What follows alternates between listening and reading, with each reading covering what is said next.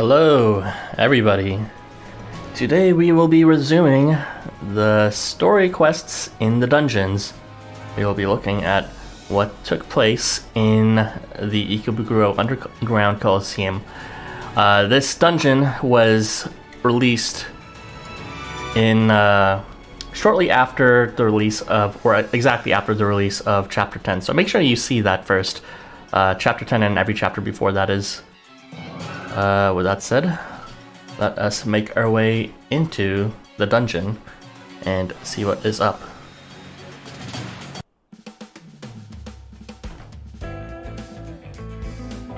So, we will just go ahead and switch maps again into the Ikebukuro Underground Labyrinth. Hey everyone! Hello Archie! Hello Prisma! Well, I got Tobio! And hello Godly Rival. We are going to resume the story. And hello Edwin. So, I shouldn't even do a where we last left off thing, because where we last left off was the Yokes of Thoth dungeon. And then all of Chapter 10 happened, so... and I don't exactly remember what happened Chapter 10. Chapter 10 was the Warmonger chapter, where we, spoiler alert, snuck in and then did a bunch of stuff. But now we will see the aftermath of that after, you know, what's it called? Tezcatlipoca kind of explodes or something. Hopefully that's not a spoiler for anyone who's still watching. If you still haven't seen Chapter 10, what are you doing here? Go and watch it, and you can play back of this later. But yeah, let us jump right in into the first memory of Thor.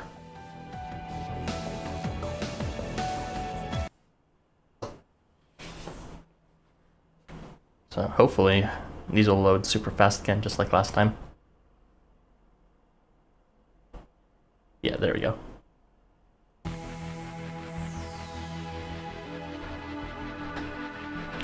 Never would have thought we'd find a road like this so deep in the Coliseum. Kinda like a video game dungeon, huh? Hey, partner! She was set to come here looking for memories, right? You think that if we find them, I could get strong enough to beat even those world reps? Hello, Azinu. Welcome, welcome, welcome to the exciting story that is the dungeon memory of Thor. Knowledge is power, Kengo. Know yourself and know your enemy. Yeah, I remember. Those weirdos who are using memories of Tokyo being destroyed to help them fight, right?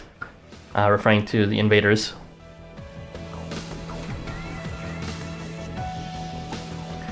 Jiro wouldn't shut up about it. Even I've gotten the idea after a while. I'm no good at much fighting anyway. I'm no good at much butt fighting anyway. Hang on. There are footsteps up ahead. Get behind me. It's Furufumi again?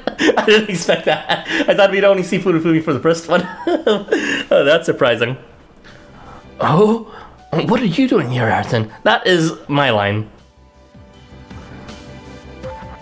I'd like to ask you the same thing. I see. So, I'm just the stock character used for every dungeon memories. Well, that's fine. I get more screen time then. So you came here from Ikebukuro. Strange. To the best of my knowledge, I'm where I always am. The old school building at Shinjuku Academy. Oh, that is very peculiar. However, the areas below the gates of Ikebukuro and Shinjuku may well be connected. Huh. That is interesting! So it's not actually just, you know, a uniform location, but some sort of spatio-temporal distortion where everything kind of convalesces together. That, or perhaps this is an effect of Yokes of Thoth's ultimate gate. That, I mean, he did say he'd open the gate and become the silver key. I'm not sure what that was supposed to mean, and I thought there'd be more story, but I guess this is what it means. Well, then again, I'm pretty sure you can do this story without actually seeing what happened with Yokes of Thoth. So maybe not. Either way, would you let me tag along? As long as this place is connected to the library, it's technically my responsibility. Okay, and then you can tell me about how the lanterns flicker as the things around me look similar. Yo, Ezekiel, nice to see you again. Just continuing the story, haven't seen the first memory quite yet, or Thor. Having agreed to go together, the three of you set off deeper into the underground labyrinth.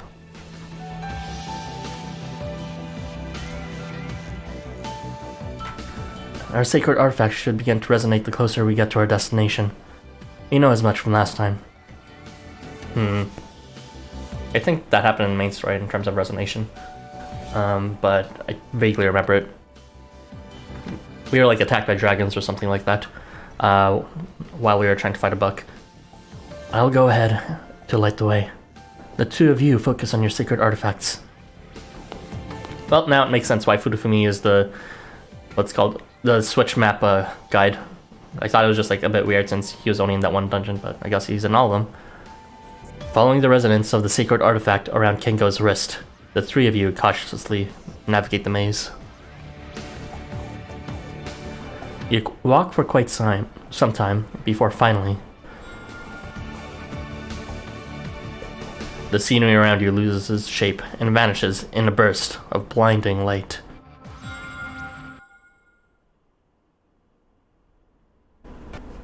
Oh crap, I forgot to close my window. Be right back.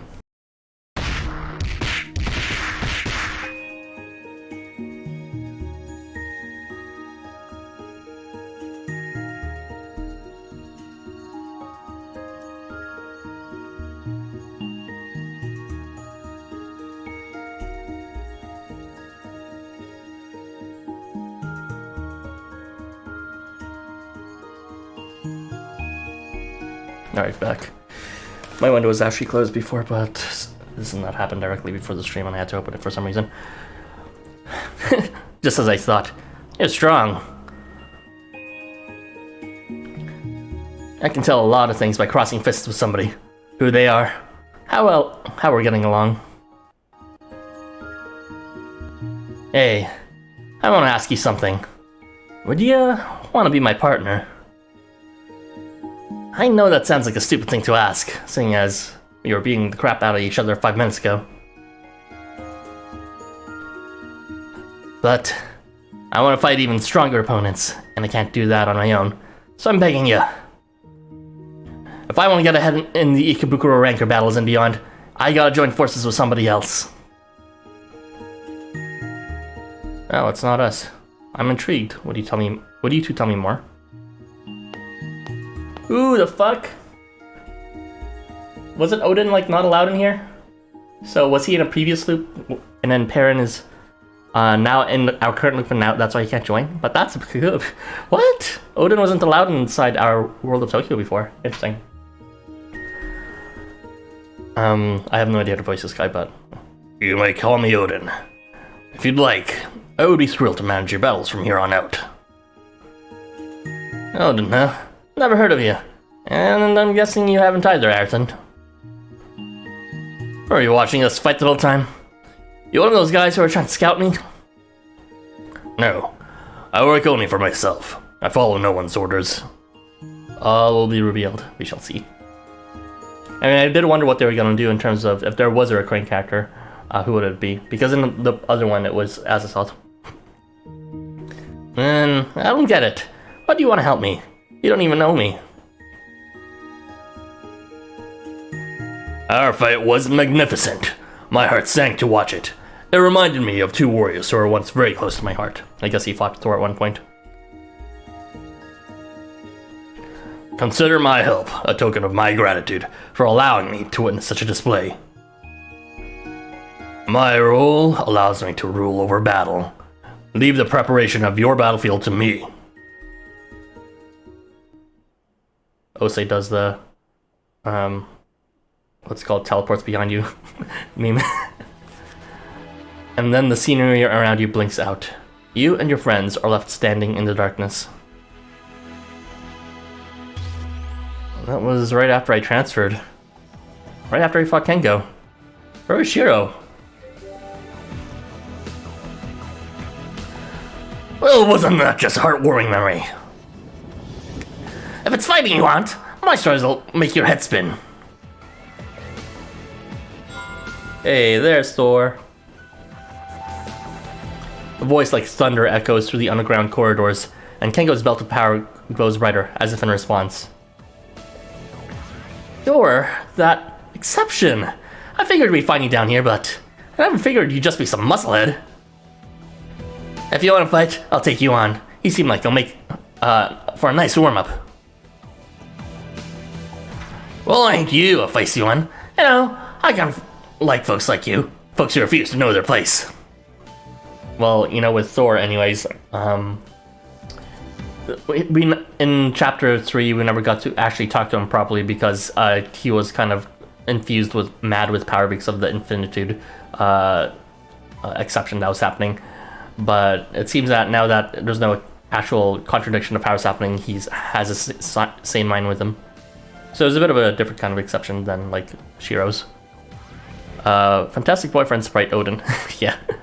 Maybe they'll touch it up one day, but I mean, it seems fine. I doubt Odin will show up again after this. I'd love to take you on, but first I gotta make sure of something. You've changed since we last met, Kengo. You found a new reason to fight. What is it? Reason? I guess if I gotta say. Hey, wait a second. I don't gotta tell you nothing.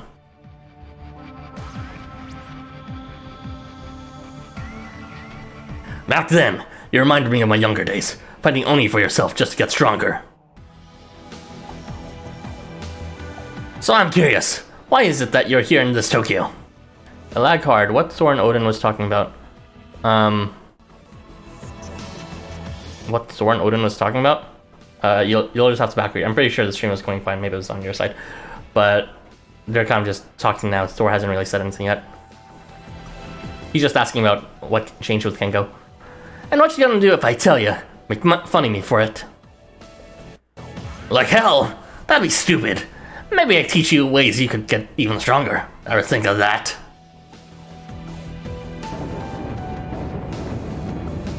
Now there's a sound I ain't heard in ages. The horns of war.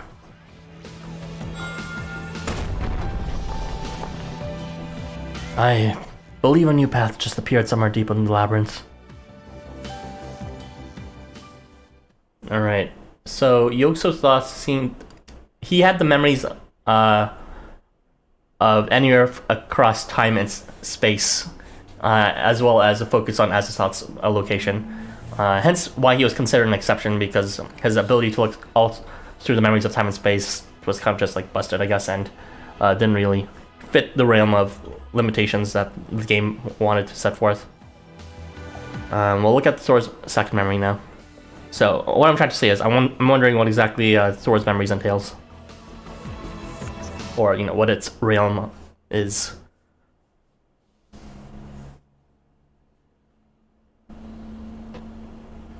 But yeah, to clarify, Odin was just joining them.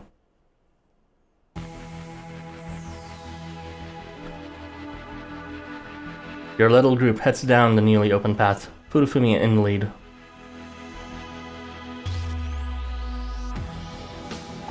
There it is, the cool sprite. The lantern light reveals your surroundings to be correct and pockmarked with the scars of battle. The hell happened in here? It's even worse shape than where we've come from. I don't think so. I believe, in essence, this is no different than the memories in the library, which took the form of books. Oh, are you saying these things hold memories? The weapons and the battle scars? Wait, you think the weapons here and the library books are the same? I don't get what you're saying. So these gashes and scratches are memories of a past loop. Ah, fine. Geniuses, leave me out. You can just tell me what's going on, but no. Why would you do that? Oh, come on, I just said it out loud. Come on, buddy. You can put two and two together. Now that's a cool looking gash. I wonder what it... Ah! Kengo touches the crumbling chunk of wall, and the gash in it calls forth the memory of a battle.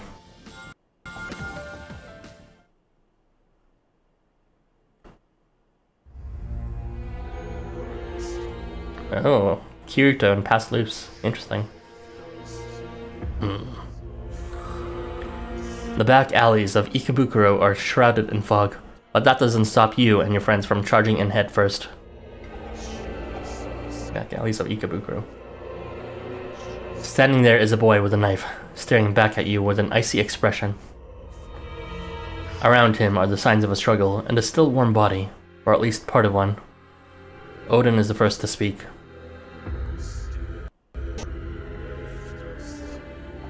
Well now, I thought I was ahead on the link between Shinjuku Academy murders and the Ikebukuro Coliseum. And the Ikebukuro Coliseum. Shinjuku Academy murders. But now I find the kid's beating me to the punch. Might I ask you for a little chat? Is there a link between the body we saw in the very beginning in chapter 2 and Kirito? Screw you. Whitechapel murderer. Yeah, I remember chapter 2, of course I do. About that meme about how there's dead bodies that was never explained. But we're actually getting an explanation for it. Or maybe anyways. I mean, Kirito seems to be not giving details if he's responsible or just knows about it.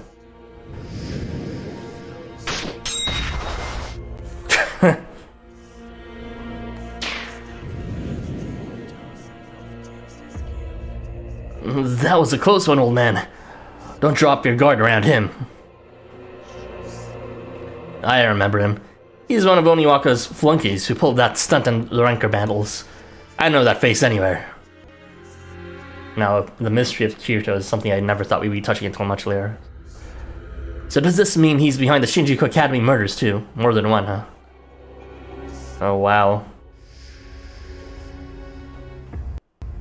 As the ruler of wisdom, and given what we have seen so far, I would say otherwise.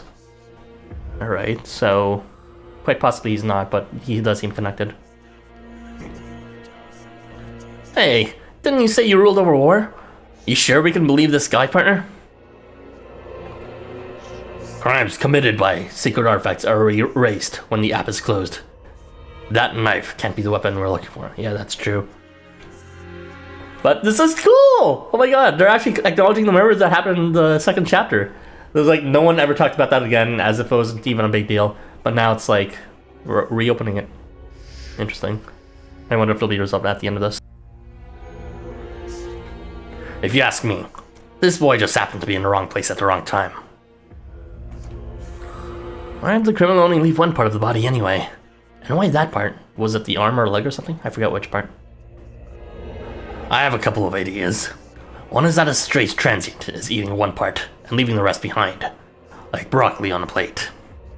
Ugh. Leaving the rest behind. You mean like what they found in Shinjuku Central Park behind the school just before my partner transferred in? Holy shit. Then again, it could be that the culprit only took what they needed. If you only want memories, the rest is unnecessary. Is someone salvaging memories? If, for instance, you are looking to turn the memories of living beings into Einerjar, as I have seen done. Okay, can we hurry it up? I don't need to stand in here listening to your rambles, old man. Kengo, come on, let him talk. All we gotta do is find whoever did it, beat him up, and get him to spit out whatever they know. And if we do turn up another murderer, it'll really put an old buddy's mind at ease. Let's go, partner. So Odin seems to think it's related to the creation of Einerjar. Those Einerjar weren't really fully explained. They kind of just showed up along with Thor. Like, at least with Yoku's thoughts, we know the ghosts were just a part of, like, the dead that were caused by the exception showing up. And perhaps by, you know, the death of just the old one's worlds. And it was very obvious in case of, you know, Fisher King, the zombies were actually just the angels themselves being revived and killed at the same time. But the Einerjars were kind of just like, you know, were they part of Thor's army? I don't know. Odin's army? it was a bit weird. They never really talked about it. Is this another memory? These mirrors sound like the ones just after you transferred in, partner. Thank you for talking about this again. Thank you, LifeWonders. Oh my god. The closure, the feeling of it. Because of that incident, the school shut down just after I arrived. That was rough. I almost ended up buried in catch-up assignments. Shiro was in a rough spot too. He thought it was his fault everybody got hurt. Yeah, that's why his power got out of control. It seems the loop is beginning around the same time every time, just shortly before the summoners even know what the app powers entail. Einerjar are made from just the memories of fallen waves and Odin's wolves break and eat the bodies. Is that so? I think they mentioned something about Break doing that, his wolves, but it's been a while, so if that's the case, thank you for reminding me.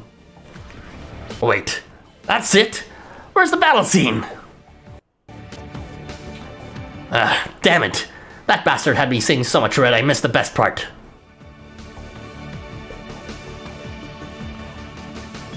Shut it, Battle for Brains. Kengo, you're going to talk. Tone down the bloodlust for a second. Aw, you're bonding! You're two peas in a pod. By that bastard. That's a very unexpected language from him. Do you mean the boy with the knife? Oh yeah, he's just quoting him, never mind. Nah, I was focused on the other one. How dare he call himself Odin of all things? Huh, is he not Odin? An imposter. Oh no, I said the word. No one makes a meme about it in chat. Oh well, I guess I'll find out if we keep going. Come on, let's head to the memory of the next battle. Let's see. So, it seems that Thor's memories entail both following Odin as well as memories of battle specifically. So it's not as widespread as Yogso thoughts.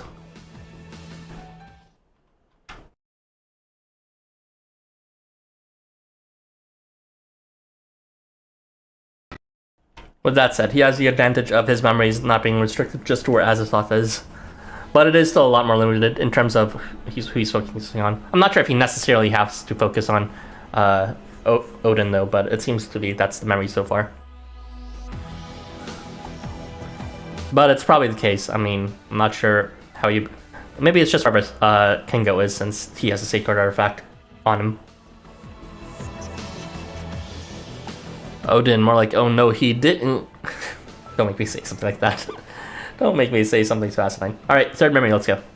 But yeah, maybe it's not following Thor so much as it is following Kengo, since, you know, as residents in his sacred artifact, he should be able to at least record things like that. And only during battle moments. But in this case, it's giving us unexpected information about a person who seems to be, at least in this loop, in battles, a very mysterious person who's claiming to be Odin. Kengo touches a cleft in a pillar, likely made by a polearm, and it calls forth the memory of a battle.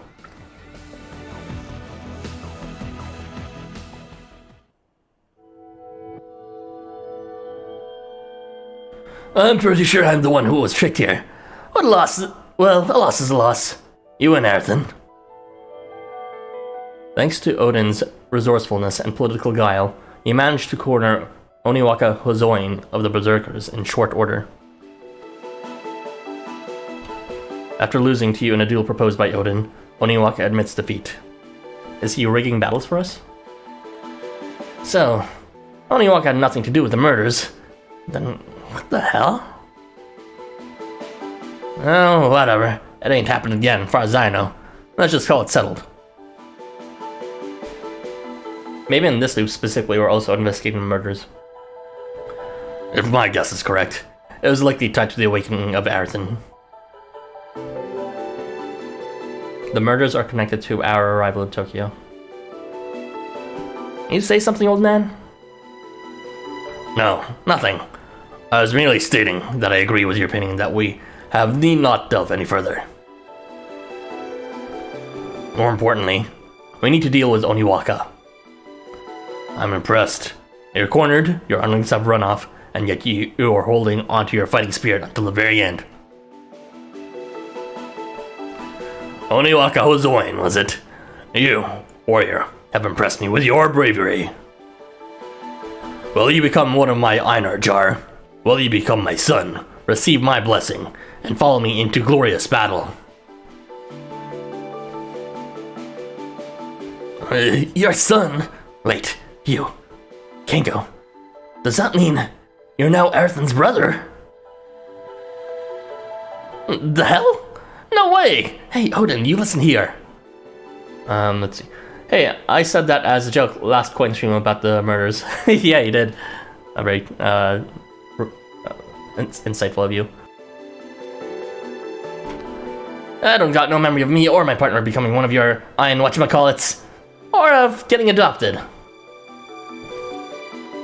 It pains me to be rejected by one who wears the visor of the children of Ikebukuro. More importantly, I've got stuff to do. I can't go getting dragged around on side quests. Right. You wanted to cross the wall, yeah? Is that why you were saving up coin? What? How do you know that? Huh. Interesting. So, we knew that Kengo kept on joining the ranker battles, and we thought it was just because he wanted to let out steam. But it seems that he was also collecting coin from his victories. And he had an incentive that we never even learned about before. If you're going across the wall, why are you saving up coin? What do you mean, why? You gotta have travel funds, right? An extra coin in case of emergencies. Do you think you're going on vacation? I mean, how exactly are you planning on crossing that wall anyway? Oh, where's the exit again? Whatever. I could care less about stupid details like that. I'll find a way, partner. I think you mean you couldn't care less. Jeez, you really are hopeless. I guess I'll have to be on to protect your partner. So, it seems that some people really are ignorant about the wall, but some of these guys seem to know that there's something. It's not as easy as it seems to just cross the wall. I think I see it now, Kengo. Your battle is the crossing of that wall, is it not? I thought in chapter 3 we did touch it and why he was fighting for coin. I don't remember him saying he wanted to leave the wall, so maybe it was related to his father, but I don't know. Very well then. I will lead you to victory. I assume you have no objections, Arthur. Then I have a suggestion. Let our guild be named after my band of warriors who ride between worlds. The Wild Hunt. Oh, we're forming a guild much faster. Where is Shiro? What the heck? Oh man, don't tell me Shiro was... Well, I doubt it since Kengo seems fine.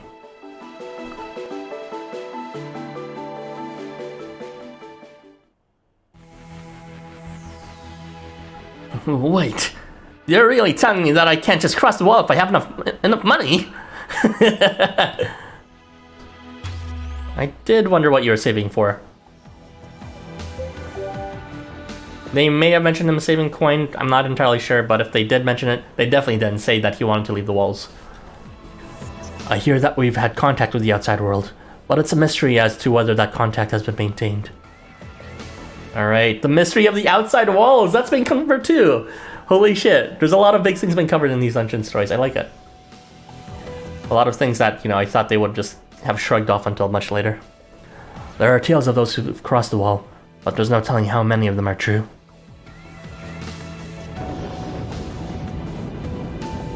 And I guess the truth is, there's no panic in Tokyo because, like in Kengo's case, they just believe if they want to leave, they can. But as long as I'm here, it doesn't matter how tall the wall is. Oh, sure, you grew a lot bigger back when we were fighting each other, but... Also, see, it's Furufumi. He's a dungeon guide. Yeah, it makes sense now. He's actually in every dungeon. I was wondering why he was the guide in the redirection screen, but that's clear. The mystery of the outside world is very Danganronpa, or the Truman Show, I guess. You were going berserk. Like you were totally out of your mind. Hey, Kengo, are you trying to tell me you're thinking when you're fighting? What do you think, old man? Of course I don't. I'm in the zone. Right? What? Okay, so what they're saying is he didn't lose his mind because of the influx of infinite power, but it was because they're just in the zone. What? Are you serious? They're like, maybe it's both, it's not either or. They're like twins. You're both so precious. Well, that was a fun little breather. But let's move on to the next memory.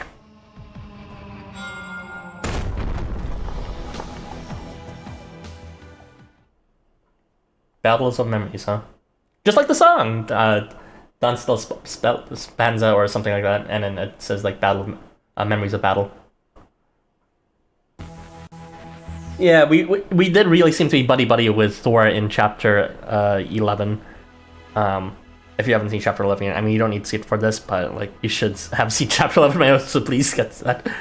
But let's see his fourth memory now.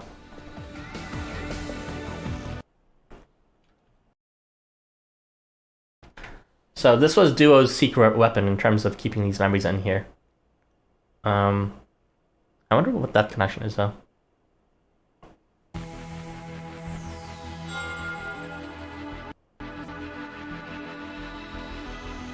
Kengo touches a chalice that had fallen to the floor, and it calls forth a memory of a battle. I have because I like Shiva a lot. Yeah. I mean, everyone should be seeing the most current chapter anyways.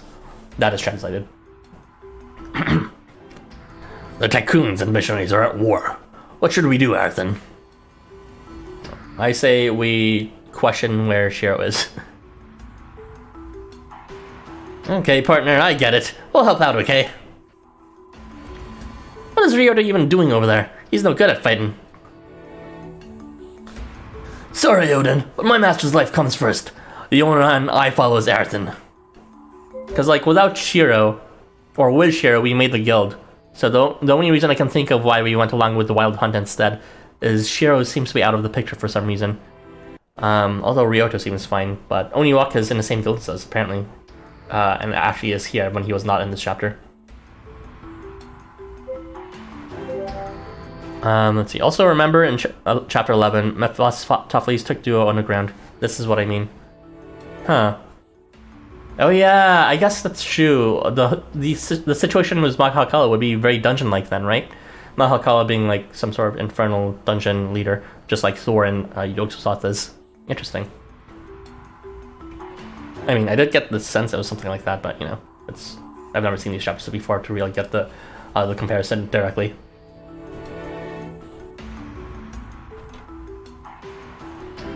I'll take the honor of leading the charge. You sit tight and wait for Odin's orders. Got that, Kengo? Now just you wait, Oniwaka. You think I'll let you get all the glory? Hmm? No, there's no need to worry about this selfishness, Arthur. If Kengo ever wants to cross the wall, he's going to need some additional firepower. Others to share his goal.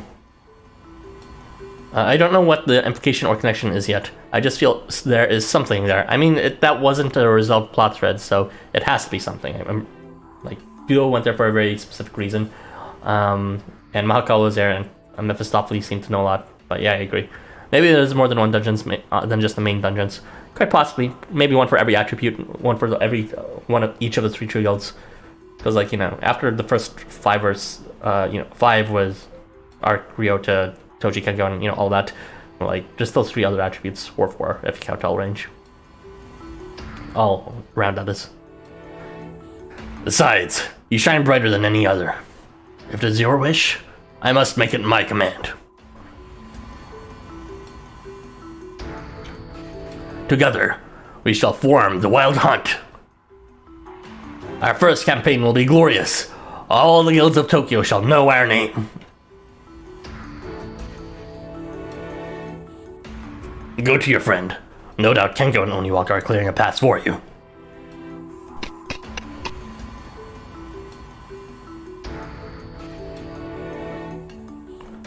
You, hiding over there. You have business with me. Oh, wow. Azathoth. I know Azathoth actually plays an important role, kind of in the story too. He doesn't necessarily retain memories, but whenever he resets the game, he can collect knowledge just like Miniaki. And has been able to survive. At least Miniaki has been able to survive every game, every loop. Just so Azathoth probably is in a similar situation. Oh, you noticed me. Please pay me no mind. Is it possible that others like Taurus Mask, Claude, and Ellie would have dungeons for their original artifact holders too? It really does spark my imagination. It only depends if they have exceptions tied with them, but who knows, maybe it's not just tied to exceptions. Although the whole point of dungeons is to collect memories to give us an advantage against the 3 true guilds, and well, not even the 3 true guilds. So just trying to figure out what our true objective should be. But yeah, exceptions have special memories that I guess transcend those of just normal, what's called divine beings stuck in sacred artifacts. I'm only here to observe. That is all. You come in the midst of war, only to watch me. I must have made quite an impression on you. Ah, the woes of the popular. May I ask you something for future reference? How exactly do I appear to you? Oh, okay, I got it now. Osei is faking. Yeah, as his thought sees all, that's it. Osei is pretending to be Odin. So there's no contradiction there. In terms of Odin being in location there. I wonder what Osei's objective there is then. That Odin guy's as fishy as all get out. Something's up with him for sure. Yo, Sir Talks! Yeah, hey bro. We are continuing the story. I think we're in the 4th memory right now. Why is he even traveling with you in the first place? That's true. What is Osei's objective here? Osei, as part of the agents that don't really have a goal to my knowledge, they seem to be work for hire, at least in Kotar's case, but it seemed that, at least with Osei's case, he had something to do with what was happening in chapter 8, I believe, and I don't know, it seems like he has some other objective. He's either working for another team or he has his own personal objectives. Not entirely sure. I'm new in Housamo. Hope you enjoy it. It's quite the ride. Now, I did read the summary for this when it came out, but I can't wait for your reaction. Ooh. Alright, well, let's look forward to it. Odin. Yeah. Going for your thoughts? What are you saying? Both he and you are from the same... I guess not. Ugh. Looking at you gets me all confused. So, he sees similarity in us from some from Yggdrasil. I'm not actually sure who our Yggdrasil soul is. You could say that. I know basically everything about him. And that's why he's... Well, he's not following Odin, he's following memories of Osei, apparently. And enough to say he was definitely Odin. But there was definitely something different about him.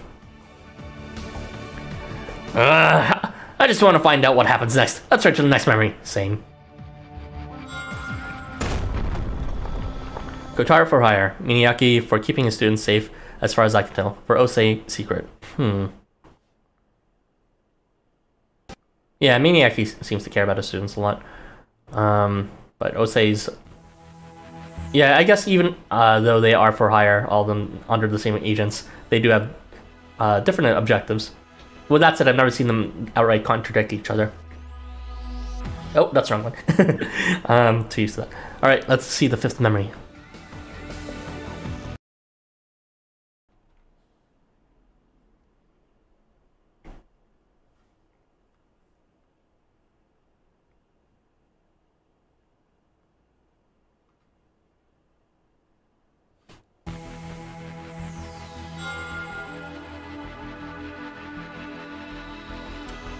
Kengo touches the sword that has fallen to the ground, and it calls forth the memory of a battle.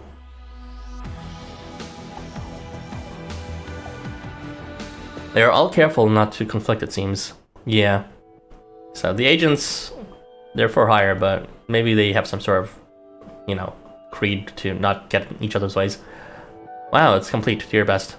Thanks. I think it was Ferrier. Do not recognize that name, or I can't remember it anyways. Also, last chapter was... a chalice. Oh, you're actually keeping track of the weapons. That would be like Ryota or something. Well, I don't think there's any significance in them, but maybe I'm wrong. Fighting with the Aoyama Guild made us realize that we weren't strong enough. So, we came here to the mountains to train. Oh no, we're actually training with Kengo in the mountains. Oh, wow, Gullinbursti. Anyways, that's our story. Plan on telling you who we are. Or are just gonna make us body you again.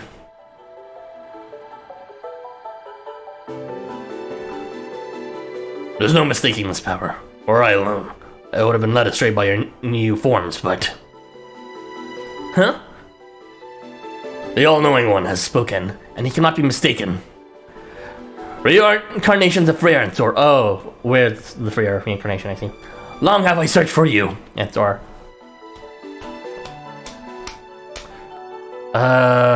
This is really...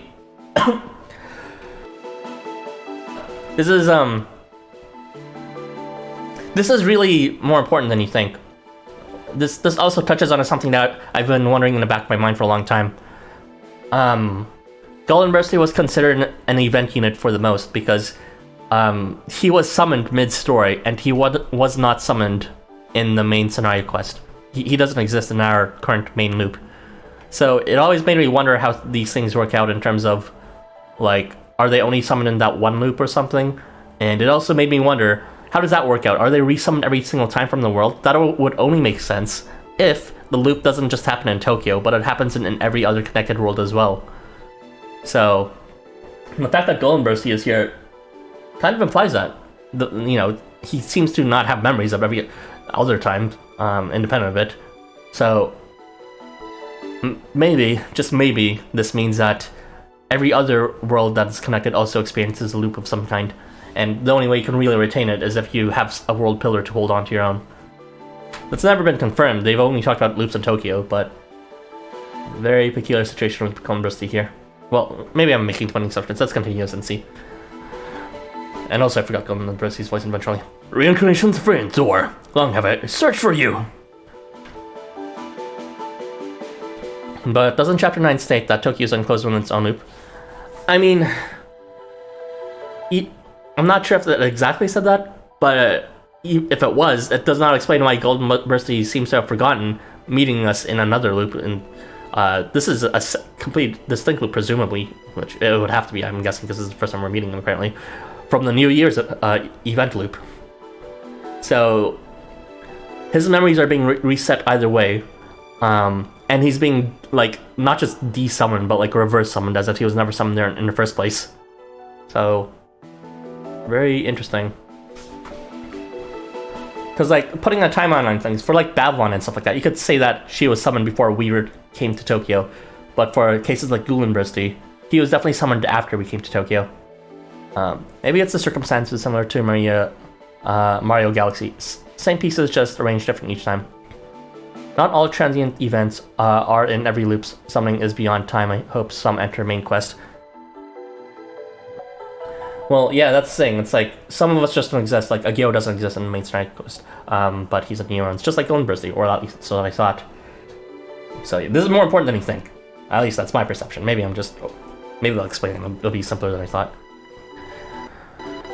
Freyr, Thor. Sorry, but I think you're looking for someone else. Those aren't our names. We literally just met you, see? Oh, in the New Year's event, we met him somewhere else. We summoned him at the time in front of the shrine. No, you could be twins. The air about you two reminds me of them. Father and son.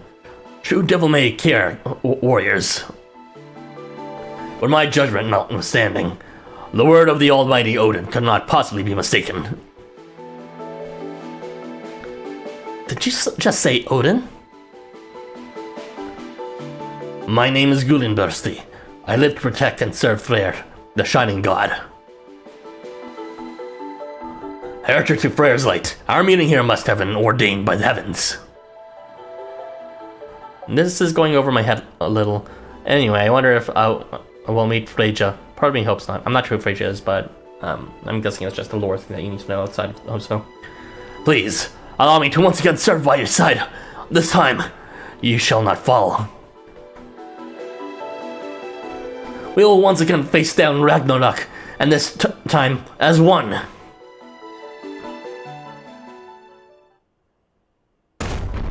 What? What? That weirdo mistook me for this old man. So they never met each other here. I'm surrounded by hotness. I guess I was kind of like that when I was younger. Ah, crap. Now I'm starting to worry for the guy. Freyja is Freyr's twin sister. I see. Thank you for telling me, even though I don't really know the relation at all.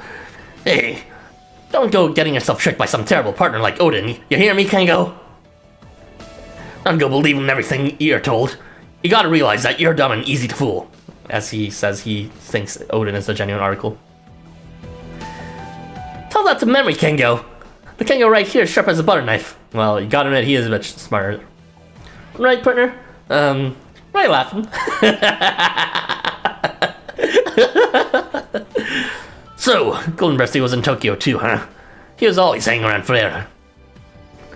I had someone like that as well. His name was Tongrisnir. I wonder if he too came to this Tokyo.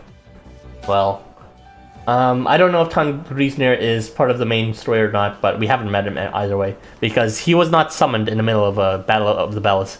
We just happened to meet him during that story. So he might have summoned before the loop began.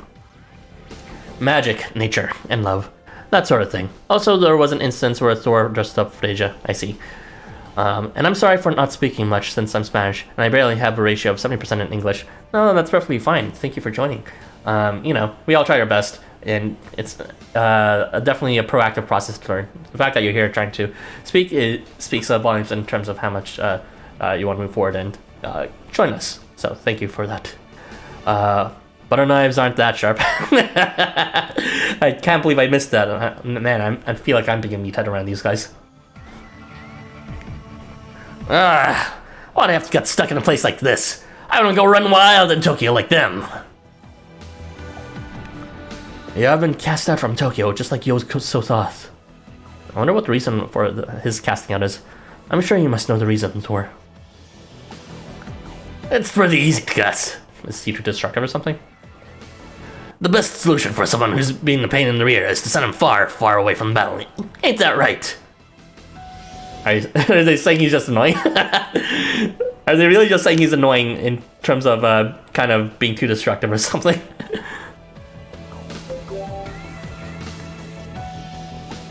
Quite possibly, actually. Alright. Let's move on to the next memories of battle. I'm very interested in what that so-called Odin's up to. Okay, so he does suspect Odin.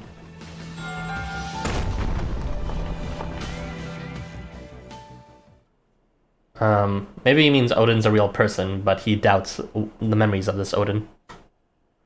Although he seems to be acting like he's not familiar with these memories. That's strange. So these memories are Thor's, but he doesn't seem to have them immediately accessible. They seem to be trapped in this dungeon for some reason. Alright, let's see his sixth memory.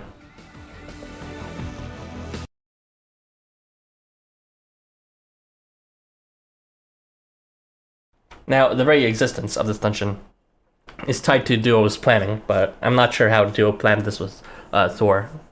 Kept all his memories in here or something.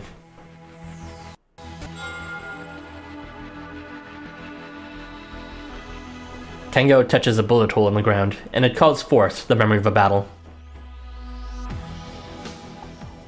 A bullet, huh? Hey, old man. I think you've got some explaining to do. His dad's here? Oh no, it's just Odin. Indeed. While the two of you are training in the mountains, I did some research into the wall and the state of things in Tokyo. So this loop will all be about exploring the wall, I guess. We're in the latter half of things now, so the last 5 memories. It appears you are something like a trophy in this app game, Arthur. Huh? My partner's a trophy? What are you talking about? Chapter 9 mentions that these were memories kept by gates caused. These were memories kept by the gates caused because they were pillars and all that. Oh yeah, that's right. It's not the gates themselves were holding it. Not like the gates, as in the summoning portals. So I'm not sure why they're calling them like Yokes of Thoughts memories and all that, but I don't know. There's a connection there I'm not getting. Don't all artifacts for memories? Yeah, they do, but we're only interested in the ones that are these ones for some reason, the exception-based ones. Explain it so I can understand it too. Whoa, he just changed his subject, and that idiot went right along with it. Each of the other worlds connected to this Tokyo has a representative who acts on behalf of the world's ideals. This world in Tokyo acts as a battlefield where those ideals clash. And when they clash, nothing will be spared. To put it plainly, this Tokyo is slated for destruction. That goes doubly for you, with that target on your back. Slated for destruction.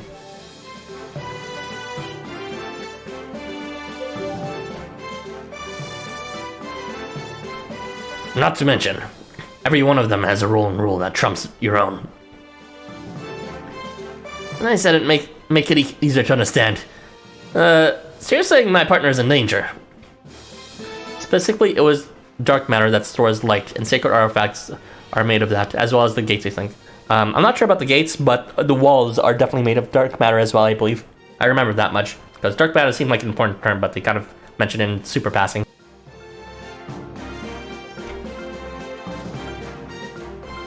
Ugh. Well, it looks like Oniwaka has his work cut out for him in terms of protecting me.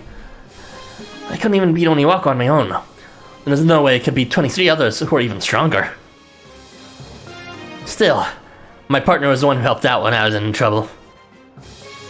And this time, it's my turn to help him out. I've thought this for some time, but you two remind me strongly of another pair I once knew. Seeing you two so close makes me burn with jealousy, no matter how many years have passed.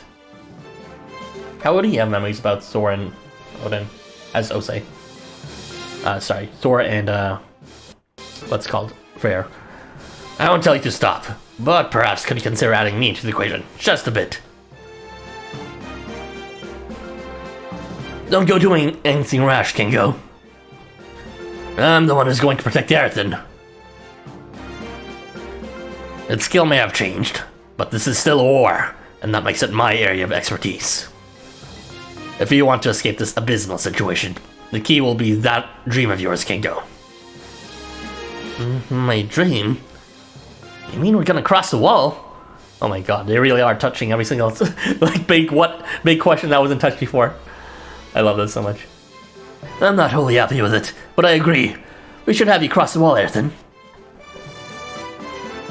Crossing the wall. Yogso Sauce himself said that our goal shouldn't be across the wall. And, you know, I had doubts about that, but now that we're seeing another loop where we try to, I guess, escape the wall, you might see how it turns out. And, of course, it'll end in tragedy, because it is a past loop after all. Two men fighting to protect me. I'm in heaven. Yeah. Well, it's a lot more besides these two. If I must use my own body as your shield, I'll secure your escape, master. Our enemies have the upper hand, so why fight on their terms? We don't have the time for a doomed war before a doomed city.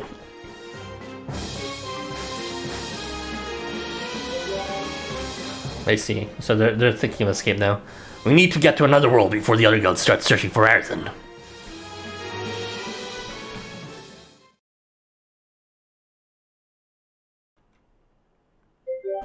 Another world, huh? Or at least, that's what I thought. You really can't catch a break, can we? Oh my god, it's late! Late! Finally, the moment has come. I've defeated the rest of the Tycoons, and I've taken control of all of their sacred artifacts. Oh my god, Leet is the final boss! It was all thanks to you, Wild Hunt. All the other bigwigs were exhausted after that mess with the Aoyama Guild. Holy shit. OP, like, here we go! Leet, destroy my ass, please. As thanks for your service, I'll spare your lives. But only if you bow your heads and swear allegiance to me. All we want is financial support. We thought it couldn't hurt to make friends with Tokyo's premier corporate guild. We are not here to swear allegiance, we are here to negotiate. However, negotiations can only be carried out on equal ground. An untrained peon like you couldn't possibly defeat us, no matter how many artifacts you may have. So all those joke posts about how Leet ends the loop and destroys the world? Don't tell me that's real. Spoilers! Hidden as a joke. But yeah, Leet on a parachip was a big twist. Was waiting for you to see this antagonist Leet. I really want to said yes. Oh my god. Well, you know, we're still in the middle of this chapter 6, so I doubt he's solely responsible for the end. If that is how it turns out. But still, he's not spoiling even the jokes. Honestly, Archie, I was waiting for that. I see. Hey, it's Gullinbursti. You summoned me, Freyr. I will fight for you, even if it costs my life. The servant of the great Thundering One, Tangreaser, will soon be at your side as well. Please take the sword of victory, O Shonin One. I have kept it safe for you. Actually...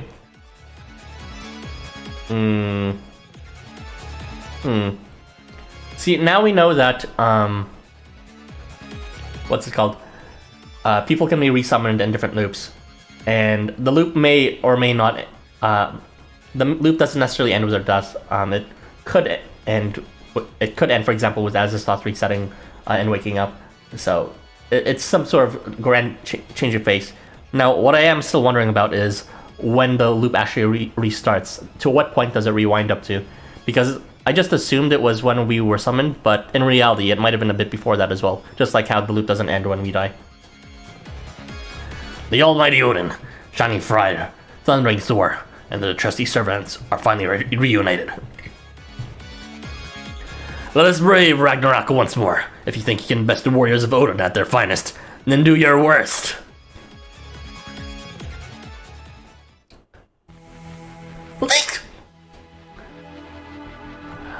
That sword of Freyr's is incredible. He can just throw it, and it'll cut down enemies all on its own. I wonder if it resets on the first murder. That is peculiar. So when we discover it, it must have been dead for a while if that's the case. Wait, it confirms that people get resummoned. I thought that they just stay in Tokyo even after loop.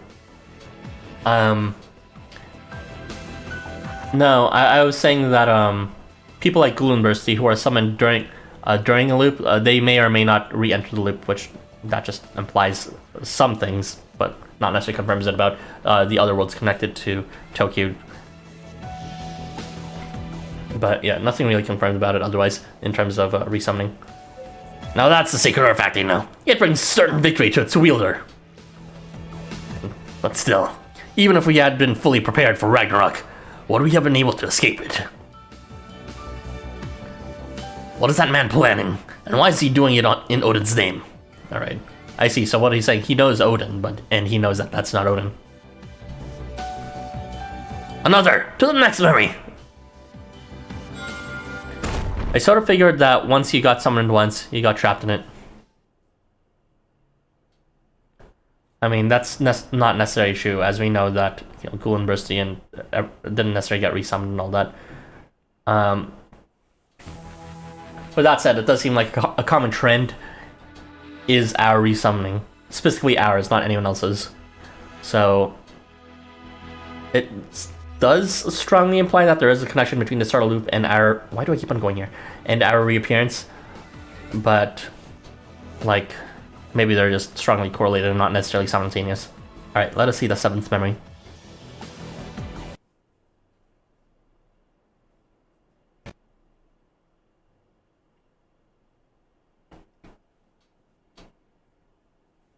I love how this is touching so much on, like, a kind of left behind plot threads.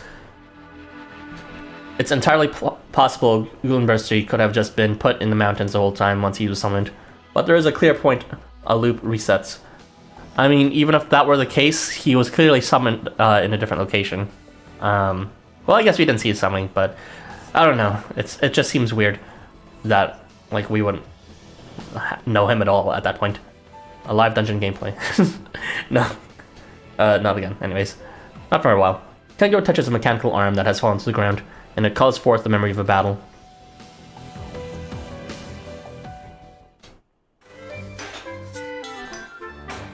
Welcome to the Commander Crafters!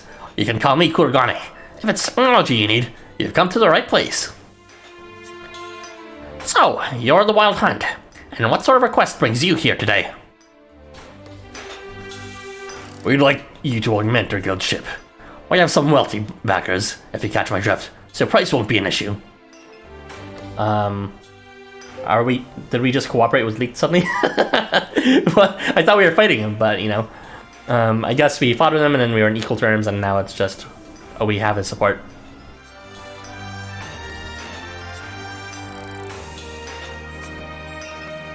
If this were a normal ship, we would ask a shipwright, but this is a secret artifact created by my sibling, and it's quite unique. I think we beat him and we convinced him to back us. Yeah, it seems like it. Leek! If you could fold up the sail like this, it can be stored in your pocket, see? We're building a ship? Are we escaping through the waters? The Tokyo Bay? Don't tell me we're building an airship. If, let's see. I beat his ass, now he's paying you. What? Well, he got his Evo, so it's fine. It can also carry any secret artifact whatsoever. So you see, it's rather special. So you're telling me this little model turns into a giant ship sacred artifact? And you can load it with any sacred artifact at all? What in the world? I love a challenge. Leave it here and we'll see what we can do. What the hell do we need a boat for, old man? I thought we were trying to cross the wall. Well, you know, the wall, I don't think it necessarily enclosed Tokyo Bay as well. I think it would... Oh, yes it is. I think it would be best to approach the wall by sea. Approaching by land seems far too dangerous. With the exception of Ota Ward, which is a neutral territory. Every ward adjacent to the wall is in enemy hands. So this being Ota Ward. Every ward adjacent to the wall is in enemy hand. Oh yeah. The east, the south, and the west. I hope this ship is something like a Wakagan. Oh wait, they mean boat? Yeah. Ocean walls. An exception did happen once in the Tokyo Bay, and that's how the events of a... what's it called? Summer Ocean Adventure happened. Which leaves us nothing but the ocean. We shall take a boat from here in Ota Ward and cross the wall. See, that's another open plot thread. Why don't we just leave through the ocean? And was there even a wall there? But now we know there is, but we're going to attempt to escape there. This is so cool. I want to head for the wall as soon as the boat is ready. I'm also arranging for an old acquaintance to join me as our navigator. What is Osei's deal here? What is his objective? In real-world mythology, that's fair ship, I think. I see. How did we even get this? Ocean man, take me by the hand. No, Triton is not in this loop. If it gives us a chance at getting past the wall, we might as well give it a shot. Hey, partner. If my partner's being targeted by who knows who, then we ain't got time to drag our feet. Don't you worry though, alright? No matter what comes your way, I'll be right there to protect you. So, in this loop, we did not meet with Azathoth and the Genociders since they didn't do their plan at all, it seems. It was specifically this loop, which, seemed to be the case. That was the big new thing. But, as a result, it does seem like we're far more ignorant than before, just being spoon-fed knowledge just exclusively through, what's called, so-called Odin right now. He did his research, he says, quote-unquote, but he probably just did it otherwise. Ugh, it makes me sick to think of someone using you as a trophy, like some kind of tool. Ah, you're back, Oniwaka. It impresses me to hear how protective you can be of Ayrton. So, do you have anything to report? You seriously won't let me use my phone just because I've got the app installed? I don't like having to come and report in person. Let me use my phone just because I've got the app installed. Don't like coming to report in person. Oniwaka is like a regular person, right? He's not actually summoned into Tokyo. Oh yeah, he was, but he doesn't have a master. I think that was his entire story, but now he does. Anyway, those freaking world representatives you were talking about are coming to surround us and cut us off. I see. We'll need to buy some time before we can set sail. The app is volitionally installed. How do you plan on doing that? They've got their memories of the past loops, remember? He's an Oni, but he chopped off his horn. Yeah, something like that. He was hiding the fact that he was a demon, and then it was only revealed in like Setsubun that yeah, he was a fully fledged demon. Something like that, anyways. It'll only buy us one shot, but I still have one last trick up my sleeve. Or is it the app will expose the lie? Maybe. I don't know. Because, like, once you install the app, your location will be found by everyone else as well. Oniwaka, I'll have you come with us.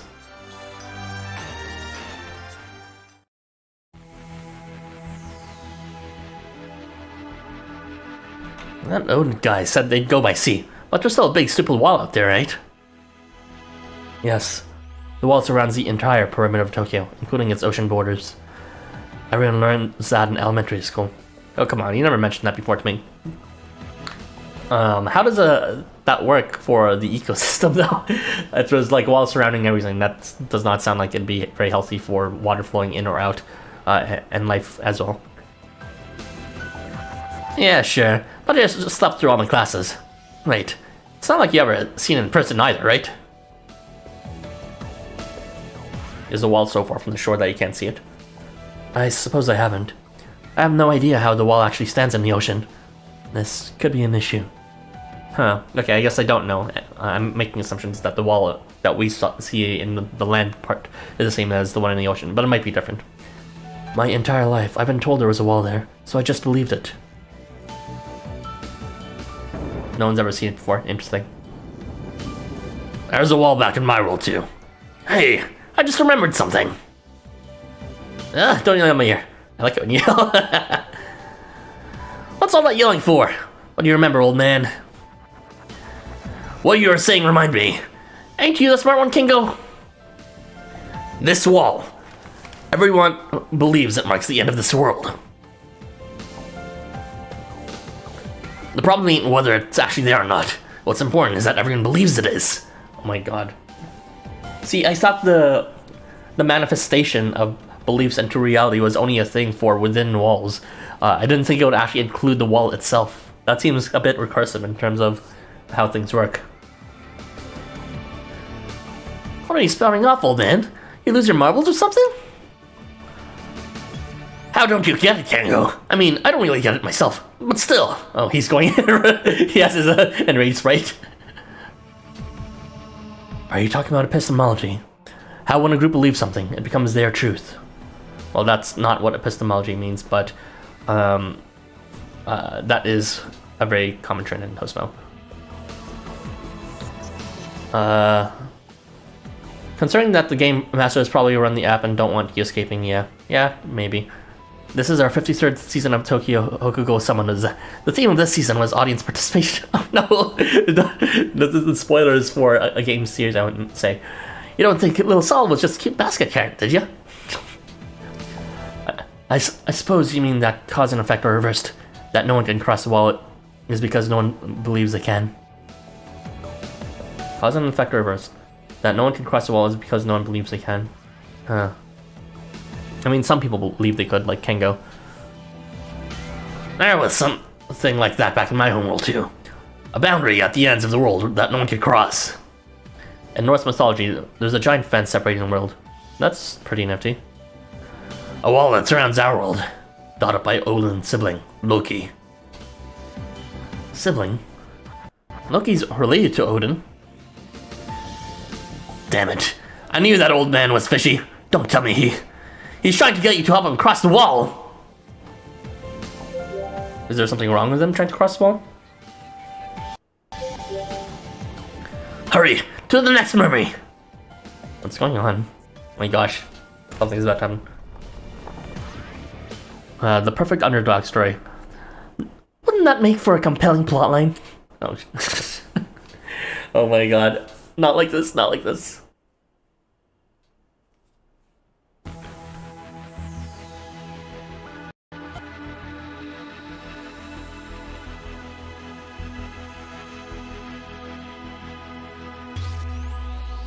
Alright, the 8th memory of Thor.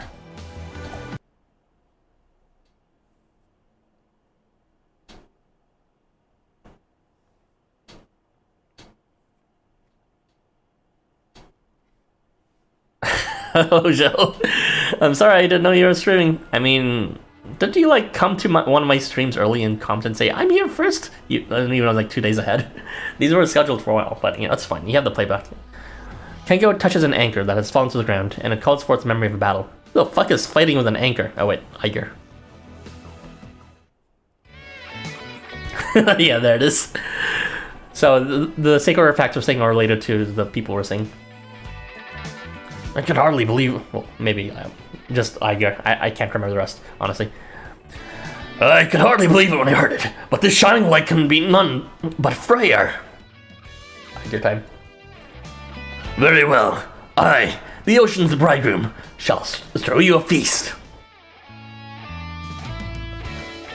Don't worry, you're only an hour and 10 late. I mean, we're more than half done, but it's fine.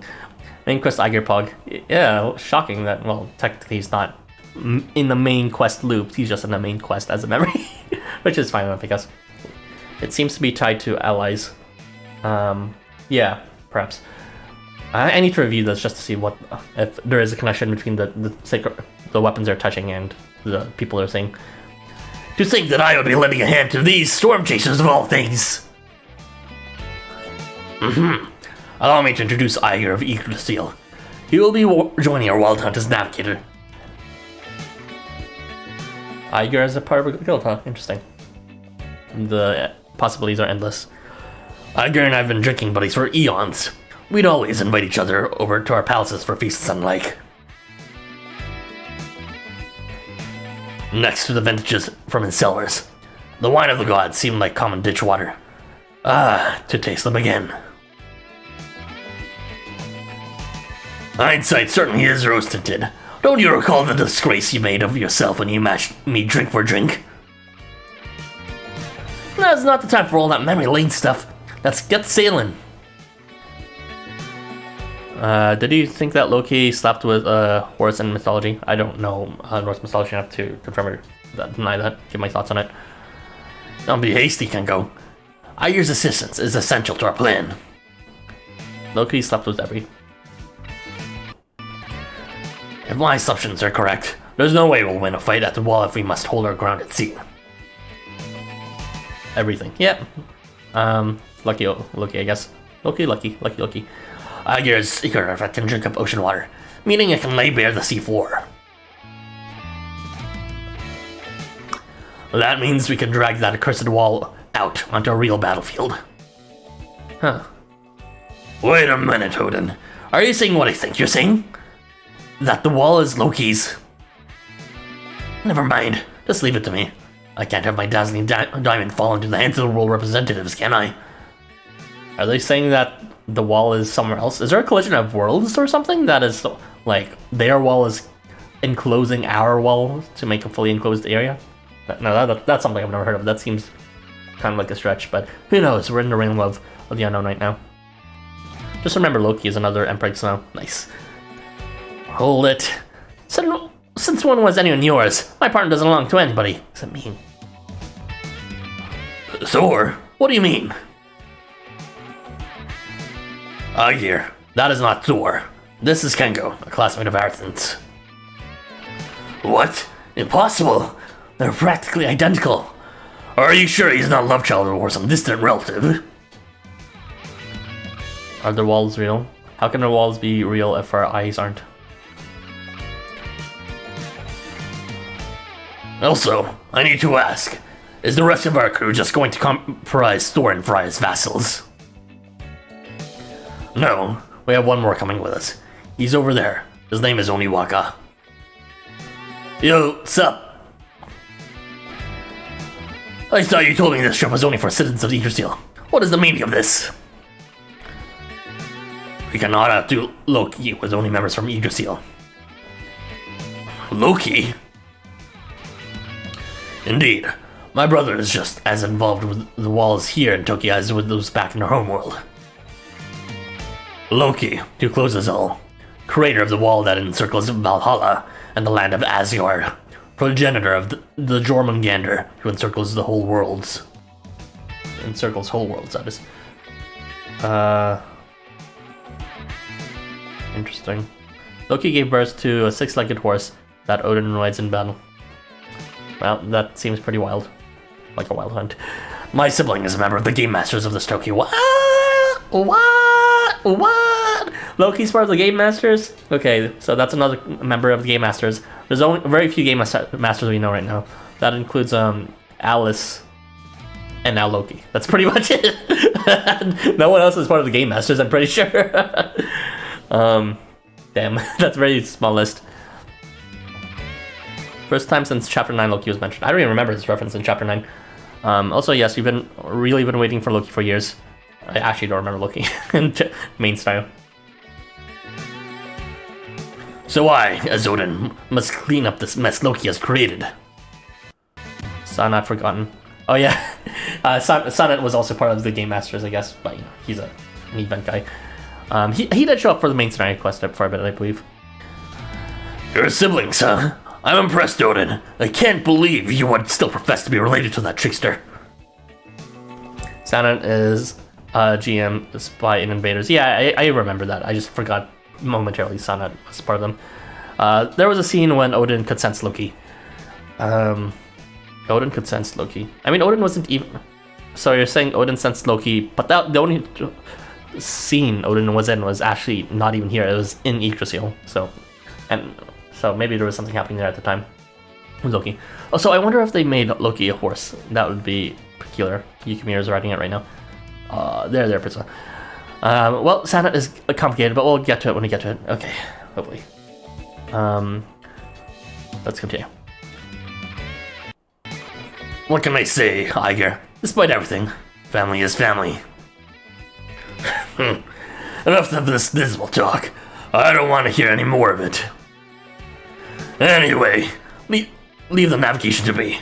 I'll see you all to safety to the other side. Odin and Loki are blood brothers and myths. Yeah, I think I vaguely remember that from the Marvel movies. Odin could see into Tokyo, or at least I thought that was the implication. Yeah, he seemed to be looking to, because he had some sort of incentive there for his own world. I forgot who the world rep is for Yggdrasil, but he couldn't go, and so he's like has a deep interest in it. Now's not the time to be talking about that. Quit standing around and get to sailing. You already said that. Kengo's Kengo, no matter the loop. You really are like twins. Ah, damn it. I knew he'd get some info on a while at some point, but that Kengo was right. They needed to just get a move on. Looks like we're on the same page now. Is Shiro just like non-existing here? What happened to Shiro, actually? Well, Ben, not that I'm happy about it or anything. Surtur, I guess. Yeah, Surtur was part of the Genociders, aka a group of people who had like losers of worlds. It was Surtur. Odin couldn't enter because Perun and he shared a role in Will. I see. Interesting. No need to be shy, Kengo. You know, it's funny how much you remind me of myself during my own rebellious phase. You're the type who'll forgive anyone as long as they can tug your heartstrings to the tiniest bit. Well, ain't that the pot calling the kettle brown? Why can't everyone just explain what's going on more clearly? Right, partner? Ugh, just thinking about the past pisses me off. That damn Odin tries to take every worthwhile warrior he sees under his wing. That's it. The Odin I know is one of those guys you want nothing to do with. The Odin in these memories, though, is such a good guy. I could swear it's like he's not even the same man. He could be cool at times, but then he suddenly goes and says something crazy. I can't prove it, but that ain't Odin. Odin screws around way more often. I thought it was Zeus that Perun blocked and Surtur blocked Odin. I'm pretty sure it was Perun that blocked Surtur, but you know, it's not like I see stories more than once. Shiro, I'm not gonna get involved with this BS. I'm gonna treat myself for once. Oh yeah, you're right. All right, if you say he's right, then maybe that's the case. Yeah, let's continue. Sounds tough to live with. Must have been through a lot. What's that look for, Kengo? I just feel like, for the first time, I really get what that old man's saying. I feel like I've got somebody like that who sticks with me by me all the time too. Ain't that right, partner? We'll rip that disguise off that pretender soon enough. Another memory! Another! It's weird. These are Thor's memories, but he didn't experience them himself, is the implication here. Thor should know what happens next, but he's speaking as if he doesn't know what happens. So this really does seem to be... I don't know. This entire thing was like a collaboration between Duo and the Berserkers, the creation of this underground coliseum. So I'm not really sure where these memories are coming from. It's like they're both the gates, but then they're being called Thor's memories. Maybe it's... I don't know. I don't see the bond yet between it. Alright, the 9th memory, the penultimate one. If Searcher is the reserved representative, he couldn't be blocking the actual representative. I mean, I'm pretty sure he's the actual representative, not just reserve. Oh yeah, I'm just wondering. Also, hello, Irby. Wait, I think I get the connection now. Do you do? Well, please tell. But yeah, I'm trying to figure out what that connection is between the exceptions and these locations of dungeons that it seems the books or these weapons seem to be the holders of memories, not actual, like, experiences from Yolks of Thought, but nonetheless still their property. Kengo touches a scar left on the ground by a tail, and it calls forth the memory of a battle. And also, it seems that we found Sword deep inside. I guess they can only maybe this is... Okay. So, my thoughts on this are... What they said is they can only exist in the plane of Nihility, Yolks of Thought, for example, as an exception.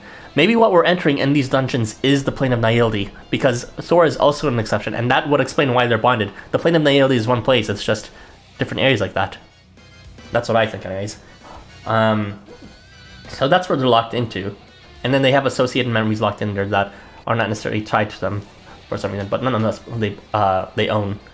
I'm still not sure how to see that connection, but I'm starting to see, you know, the bond between the exception and the location and how that might relate to the memories themselves, whether it's the dungeons or the exceptions.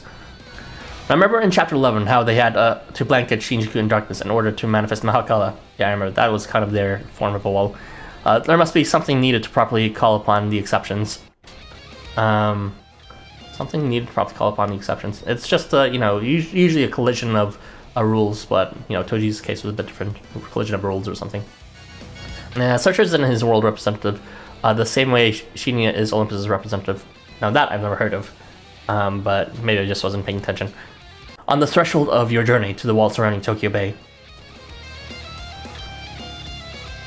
the servants of the world representatives are closing in, trying to stop your ships in its tracks. As I thought, I had bought it some time, but I suppose it's time to put my money where my mouth is.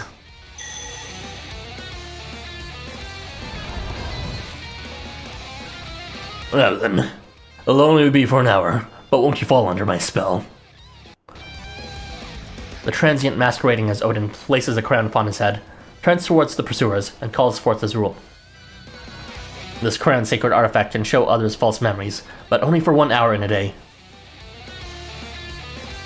Still, a rule that allows its wielder to manipulate memories has countless advantages in the app battles here in Tokyo.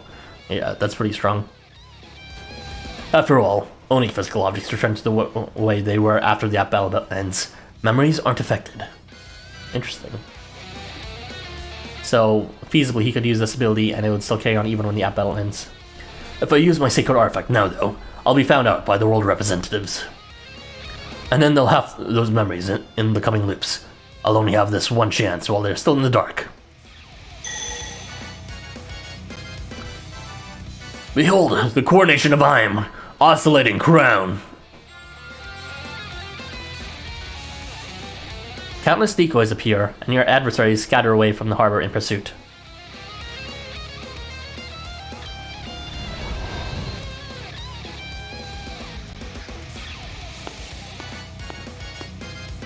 With that, Osei boards a boat, chest puffed out in pride, no different to Odin himself.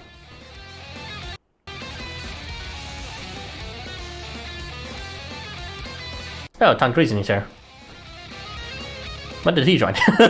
Like, he was not even present in the previous one, so he must have joined earlier, but they never even acknowledged him.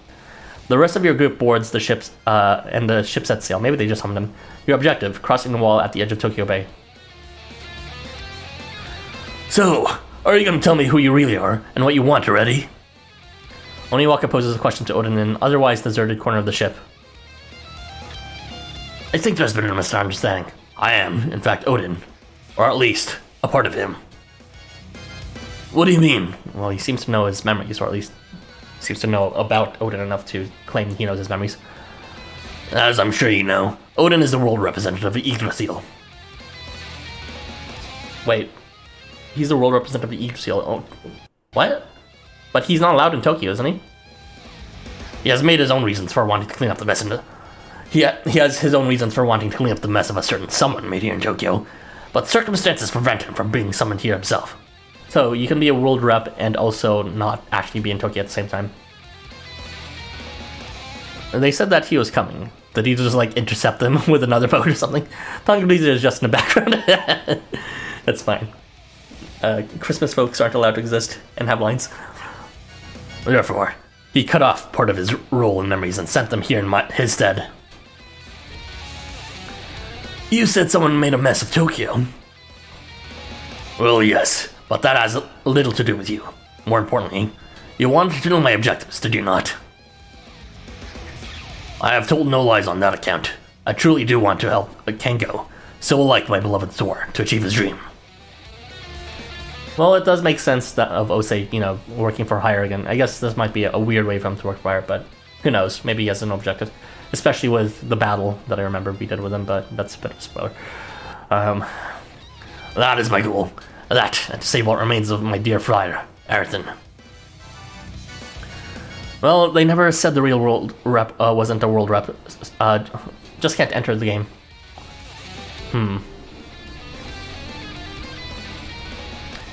If he had remained oblivious to Tokyo, he would have been hunted down by the world representatives and killed.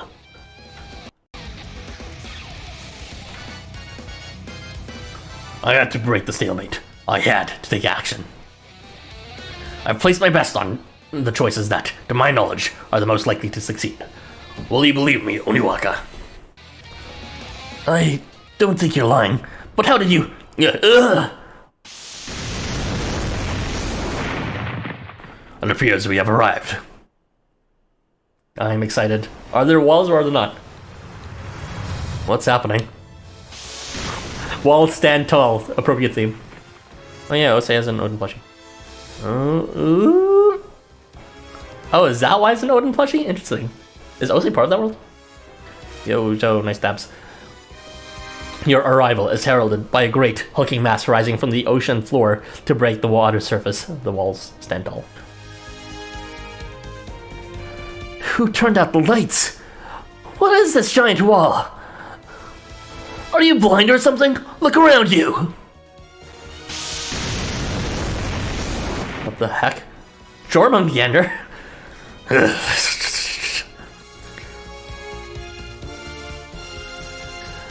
In another world, that is known as Ouroboros. A worm meant to embody the concept of closing off a world in its entirety. Well, this wall is meant to keep the wanderers from leaving this Tokyo. What else could its true form be? And we have prepared a naval battle against the children of Yggdrasil. How could you resist, Jormungandr? Oniwaka, Kengo, while everyone else is holding it at bay, use the rules together. That is what we promised. Alright, let's do this, Kengo. I'll leave my master in your hands. Osei is from Gehenna. Oh yeah, his Christmas art has thing, so maybe that's the connection. I don't remember him having any feature art in his base form, anyways. Not that anyone has feature art in base form. So yeah, there was a Thor or a Freyr, or I forgot what it was, Odin in there. So that's connection, and I guess it was actually consensual. It wasn't this fourth thing. What do you mean? Hey, I'm asking you a question. Ravenous Hunter! Giant Basher! Oh, wait, are they causing an exception intentionally here? Oh, they did? Oh, gosh.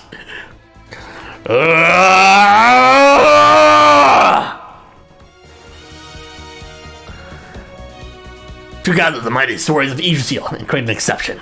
This is my plan for breaking down the wall. And this time he's not held down by the Berserker's walls. The Berserkers made an experiment to kind of control their power by making it restricted within the walls and set a ranking system, but this time he can go fully ballistic. But unlike Ragnarok, we have a trump card. For I have a sword of victory. We should be able to.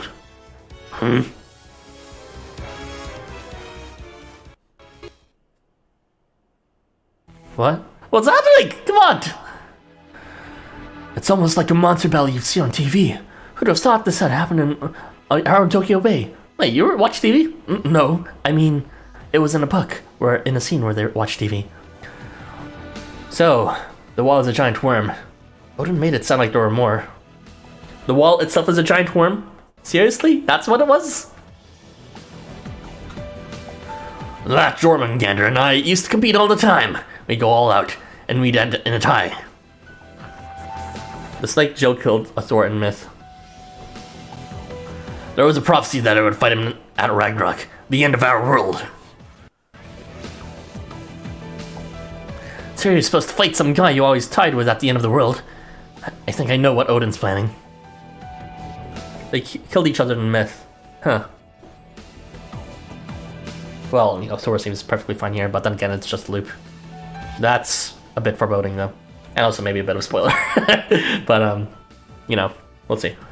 As do I. I hear the horns heralding the end. Come to the final battle.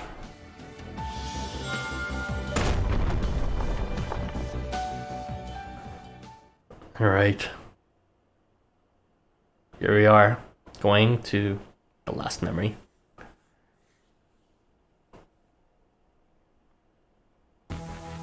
It really does seem like we know a lot less here. We're just taking the word of Odin / Osei. And Osei seems to be cooperating with Odin for some reason. But it does seem to be for their benefit. It is confusing though. Also, Osei's plan was really badass here. In terms of giving decoys, if he means something else on later, that's spoiler, and I will shoot you down later. But right now, we're gonna see the last memory. Because I'm pretty sure there's like an OC battle here, so please do not spoil me. Alright. The 10th memory.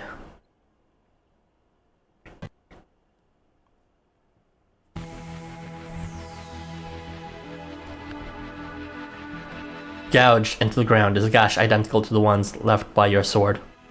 Our sword? Noticing this, Kengo's hand hesitates in the air above it.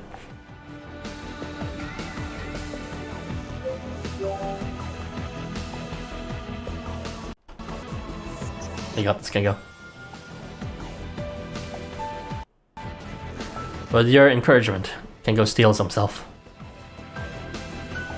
Kengo touches a scar left on the ground by your sword, and it calls forth the memory of a battle. Hey yo, what's up? Well, we're seeing the last memory right now of this dungeon. So, it's pretty much the end.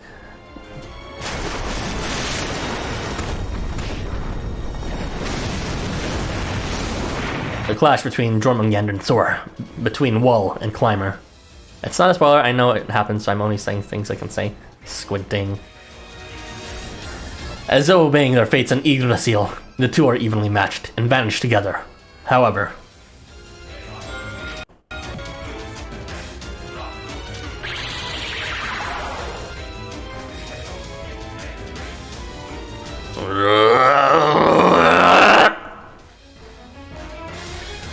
only Jormungandr came back. Wait. No. Where am I?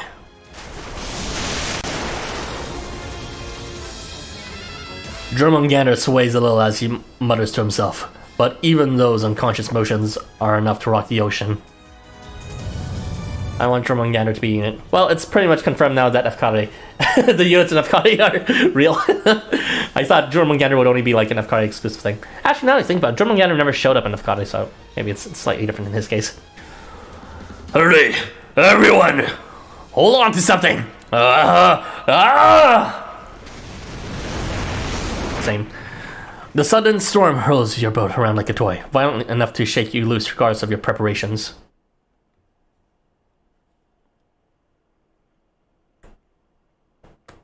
The merciless waves roll and crash all the way from the bay to engulf the city of Tokyo. What?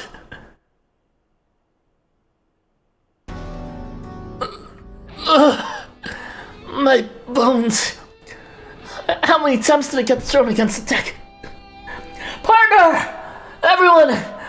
Are you okay? Afkari too was drumming on his F2P welfare. But I want to be a cat. I don't know how to respond to that.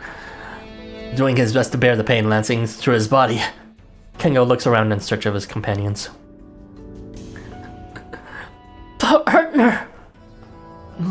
That blood! Harrison! I'm surprised. You're both alive. After that madness. I see. Oniwaka and the others shielded you. Still. Arthan. Odin mutters to himself as he wipes away the blood. It's fine to see that he doesn't have much longer.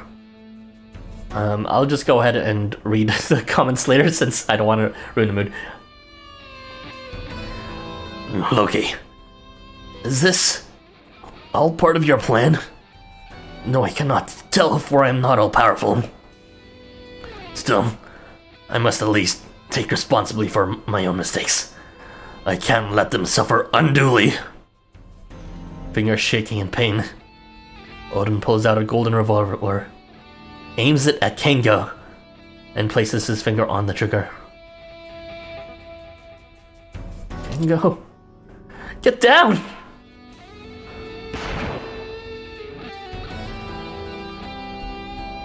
In that moment, he forced herself in front of Kengo, who stands frozen with shock. Partner! You protect me! Hey! Hey! My body won't move. Even a finger. What the hell, Odin? You keep talking about how we're all in this together. Huh? Who are you?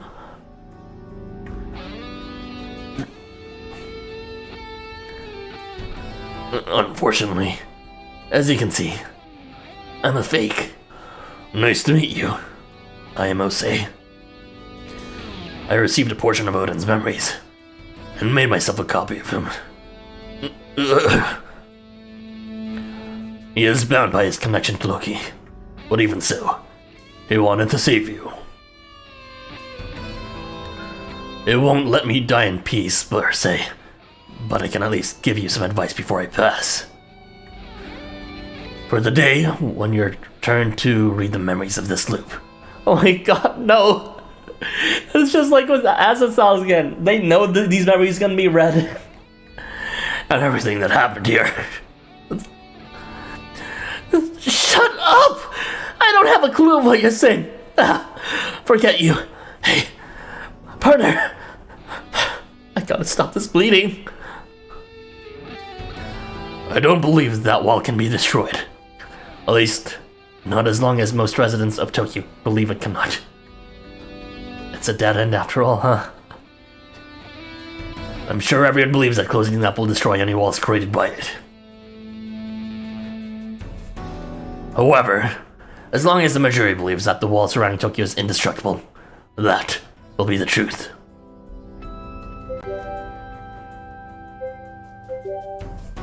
So the rules of the app, it extends beyond just resetting everything inside. It also extends to the walls themselves, which is kind of recursive, but that's also, if they're restricting it to just the most important walls, then I guess it would make sense that it would be in those. It really is a dead end then. If you want to destroy the walls, you'll first have to make everyone believe that it's possible to do so.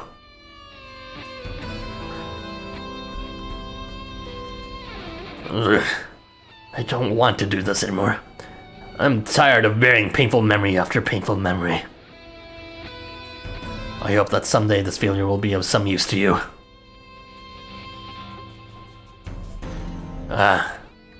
One more thing. The next time we meet, don't believe a word I say. Odds are I'll already be bound to someone else. so he really was on our side in this timeline. But he knows that it was just for hire in this case, and he might switch his mind again. Damn it! The blood's not stopping! Partner! Partner, stay with me! I'll save you. I promise. Don't give me that defeated look, damn it! I told you I would protect you, didn't I? Oh my god. The waves grow to tempest levels once more. But this time, there is no one to shield either of you. Clutching you to his chest as the warmth slowly drains from your body, Kengo witnesses the end of the world. Oh my god. So, it looks like the trigger for the resetting loop is the end of the world. I was unsure of it before with Azathoth because the end of the world ended, but maybe it was just part of the belief system in terms of resetting. But it really does seem like the trigger for the loop to reset is the end of the world. Which, if you think about it, makes sense, because that's essentially equal to, like, an app battle closing because of all participants ending. Okay, sorry, I haven't been reading the comments for a while, but that's because I wanted to take that scene seriously. Let's see. Godly reviled lead message. I want to be a cat, it's still written there. You'll be right back. Alright, see you soon, Joe. Unless you're already back. Shoot, my bones. I think he reacted a lot worse than that. But I want him to be a cat. Kengo, no, yeah, that was so fucked up of how he was, and I and Ose were the only survivors. Did he just... Yeah, he wanted to put us out of misery, but... I mean, we would have died anyways with that wave. Just like he's foresaw. That's like the shittiest ending of Titanic ever. It's like, instead of there being one survivor, it's just like both Jack and the girl die waiting for a boat to come. And they just died right there in the middle of the ocean with the whole world flooding. Fuck. Kengo dungeon. The cucking of Sheer. Where was Sheer? What the heck? But I don't know. Please refrain from making jokes and serious ones like that. I would take the shot for Kengo, so this is pretty accurate. I mean, I pretty much said get down before he got shot, so I clearly would have done it too. There's a story where Jormungandr turns into a cat. Oh, I see. Well, I don't know anything about that. I return. Welcome back, Joe. Time to spread propaganda. Return to the past. Now! Also, it's not clarified in the dungeon, but rather his AR. But the reason Thor was banned is because he has the power to destroy the walls because of infinite power. And also because Jorm is there. I mean, Thor didn't even end up destroying the walls in the end. Are you saying he would be able to destroy the walls if not for Jorm? What was Jorm even doing there in the first place? The heck? Someone else set Jormungandr there. Perhaps the Game Masters. It's not like he's just there randomly, right? Well, whoever set Jormungandr there is also responsible for setting up all the walls, so I guess it makes sense. Did you just compare what just happened to the Titanic? I mean, yeah. Except it was a lot worse because everyone died. Like, not just on the boat, but in all of Tokyo too. And I know it happened in a real event. Look, come on, like it's already been adapted to the movie. It's been a lot worse in terms of respect that's happened. A blockbuster movie at that everyone loved. The fish is acting as well. Yeah, evidently, but someone put him there. Interesting. So there isn't a wall per se in terms of like a physical wall, but there is something that's in effect acting as a wall. The walls are dragons. Everything is dragons. You now know the meme. Well, I've never heard that meme before, but sure. I think Jormungandr is symbolic. I don't know, but it seems like the Game Masters or whoever set up walls knew ahead of time that in at least one loop, Thor would they would eventually try to use Thor against the walls, and it would be in the oceans. Otherwise, I can't explain why Jormungandr would be there already. Partner, are you okay? You're fine, right? How come Dead can leave? Isn't he Santa? No, he only gives gifts to Tokyo. I don't know. Do not ask questions like that. Interesting, Jormungandr seems to be under a trance because after he emerged the victor, he seemed to snap out of it. Yeah, it seemed a bit weird. He was just standing up and the world was being destroyed. Calm down.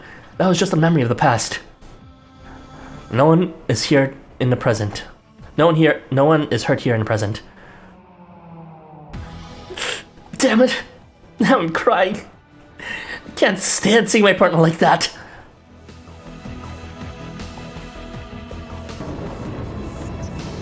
Ain't you pathetic? You couldn't even dodge a shot from someone on the brink of death. Okay, Thor. Interesting. It's easy to make light of these jokes once if it's in the past like that. Loki, a GM, also designed the walls of Yoga. Oh yeah, that's true. That's a new piece of knowledge we learned. Him being a game master. But I don't know. Thor was actually there. Maybe he just didn't remember because he was enraged again. So he should have remembered as an exception, but I guess he didn't.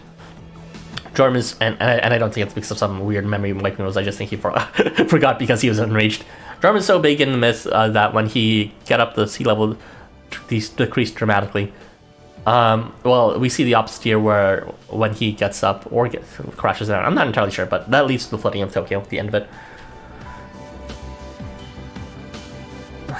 There's no denying it, I guess. It happened after all. I guess I didn't want to talk either, though. I'm useless like this. You have to get stronger so I can protect my partner. Hey, old man. Will you train with me? Please, I'm begging ya. Just how similar can we be? Well, I guess in the end, I wasn't able to say what he said to his face. Damn it.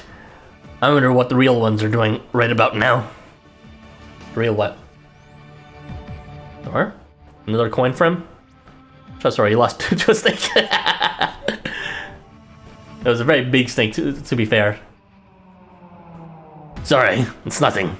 More importantly, Kengo, quit that sniveling, will ya? Huh? Do you remember what I said to you when we first met?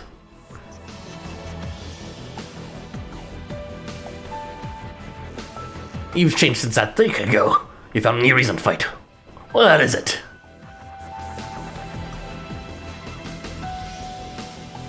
I finally get that you and I are actually really similar. Pronoun game. We love it. What pronouns? I don't know. Whatever. You still don't get it. Fine. I'm telling you that you're good enough, alright? Lend me your body for a while, will you? Ooh, I like that. I'll show you how the belt of power really works.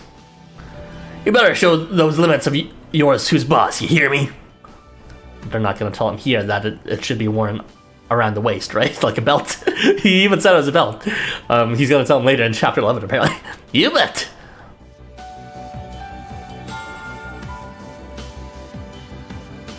And Kengo meets Thor's extended fist with a fist of his own. Oh, they're friends. Even though, like, Thor shouldn't be tangible. So he's able to speak to him like a spirit, I guess. But in the dungeon, at least, in what I'm positing as the plane of nihility, it seems that they do take on some kind of form that is visible, that they can interact with. Oh, this is where Kengo gets the speed. Toji Dungeon when. We'll just have to see when. Probably when chapter 12 is translated. Hopefully, it'll be translated right away with it. Kengo leveled up. Kengo wants to learn the new move, Lightning Step. Well, he did get an Evo around the same time this dungeon was released, I'm pretty sure. Father and son. Anyway. Let me just switch to the ending screen. Kengo Charge has leveled up. Jaeon Basher has now become Swift Jaeon Basher.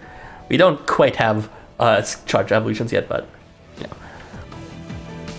2 skill evolutions for the same skill works too. So, thoughts on this set of dungeon memories? It seemed a lot more chill with Thor actually talking, and I don't know, Thor definitely didn't seem to remember as much as like Yog-Sothoth did. Then again, Yog-Sothoth never really indicated he remembered what happened either. He kind of just passively accepted things. So, I think it might be a misnomer to call them Yog-Sothoth's memories and Thor's memories. It doesn't seem like that's entirely true. They seem to me just memories stuck in the plane of nihility from that were trapped in the different gates. but each of these gates seem to lead to the plane of nihility in this weird way. And it's not like Thor is always present. Well, Kengo is. What even happened to Shiro in that event? That was so weird. What the fuck happened to Shiro? The fact Thor is better at Kengo than his real dad. Yeah, I definitely sense some bonding there like that. It's pretty nice. Like father like son, I guess, or like spiritual father like son, spiritual son. Well, you know, they gave it their best to try to escape the walls, and I'm presuming his dad's outside the walls too or something. But that was another big question of like, you know, why don't we just leave the walls? What's gonna happen? I thought that was gonna be covered like several episodes later, but now we know it is completely futile, just like Yolk's thoughts hinted at, because we need to deal with the faith inside first if we even want to consider that. Everyone believes it can't be crossed, or at least the majority, and so that means, as we learned here in this set of dungeons, the rules of faith also apply to the boundaries that are like restrict the changes in the world from that faith. So the walls themselves seem to be immutable just because everyone believes it's immutable, which is really sad if you think about it. It's like a self-fulfilling truth at that point that you can't escape. Yes, the gates and dungeons have memory fragments from loops. Yeah, they do, but I'm not sure if they're necessarily like Yolk's thoughts memories or Thor's memories in the sense that they experienced it. Thor Dungeon improved a lot from Yolk, a lot more from talking and commentating from the characters. Honestly, I think I like Yolk's thoughts more, but maybe that's just because it was just super new to me. And also, like, the end of the world kind of happened in a really sad way where we caused it in Yolk's thoughts one. And all for, like, a noble, like, idea of just, like, you know, why didn't we just show them memories? And then now we know. And now, you know, this is kind of hard to do on that, but I do agree that there was more banter on it, but it also throws in more questions of why doesn't Thor seem to remember these, and why is he only experiencing it now? Like Moritaka and Shino, I love it. Yeah, they're just dead and gone, especially Moritaka. Moritaka doesn't exist in any of these, and then again, he barely exists in the actual main loop. Man, I love Kengo so much, I'm biased. Thumbs up from Joe, thank you.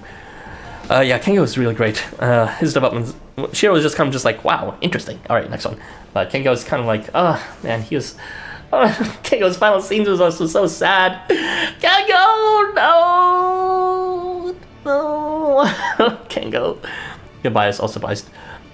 But yeah, that was a fucked up ending. That was like a true tragedy. Like us protecting him, and then we got shot. Like, and then him crying over a dead body, and then the entire world ending as he's clutching our dead, dying body. That's so sad. Oh my god. Moritaka is. I would say. What would I say? It was a lot more like interpersonally emotional, I guess. In the first one, it was still very emotional, but more so because it was just like of a cause that ended up screwing up. But in this one, it was less of like some sort of cause that we were aiming towards, and more of like, you know, belief in specific people, such as Oniwaka, who apparently died off screen, and like just everyone else, Tom Griesner, just like, yeah, I'm gonna appear for a split second, and then he's dead. And then, oh my god. And then there's like, we're dying in his arms? That's so sad. What the fuck? So there's like world-ending tragedy, and then there's like, you know, personal tragedy like that. That's so sad. Just tragedy after tragedy after tragedy. That's really the story of Postman, as a matter of fact. Tragedy is forgotten. Also, yeah, that broke me when I first read it. Jesus Christ. Can't go. Here's hoping Ryota's isn't the worst one. Mori is just in the team for moral support. Tongue Greaser, I am not real. Yeah. But yeah, in terms of revelations, it didn't explain the murders, but in the very least, it acknowledged it and showed that, yes, it's not a forgotten plot point, that was a mistake. It will be covered again. And that, you know, solidifies the mystery as not just, you know, poor chapter 1 writing, or chapter 2 rather, but as something that to look forward to, as like, what is up with that? And Kirito seems to know something, but, you know, it seems that he's not actually the cause of it, according to Odin. And it seems that Ose was, I don't know, Ose's alliance was a bit weird too. I don't know, he seemed to care for us, but not in a way that seems like he acknowledged it wouldn't be permanent. It was just this one time. Maybe that's just the life of an agent after all. The first dungeon was mostly set up.